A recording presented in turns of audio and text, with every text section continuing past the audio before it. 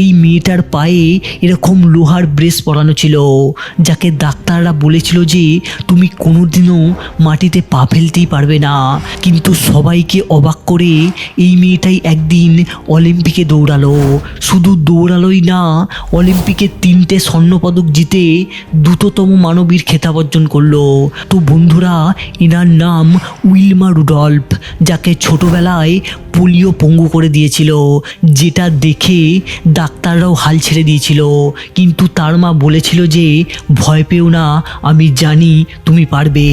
আর মায়ের সেই বিশ্বাসের উপর ভর করেই উইলমা শুধু হাঁটলেনই না, বরং 1960 সালের অলিম্পিকে 3টে স্বর্ণপদক জিতলেন। মেডিকেল সায়েন্স সেদিন হেরে গিয়েছিল এক মায়ের বিশ্বাস আর তার মেয়ের জেদের কাছে। প্রতিটা পদক্ষেপ আর প্রতিটা দৌড়ের মুহূর্ত মায়ের বিশ্বাস আর তার জেদি ছিল তার শক্তির মূল উৎস। তাই এবার তোমার পালা, হেরে হারিয়ে যেও না, এক পা এগিয়ে তো দেখো, আমার বিশ্বাস তুমি পারবে। দেখা হচ্ছে পরের ভিডিওটিতে।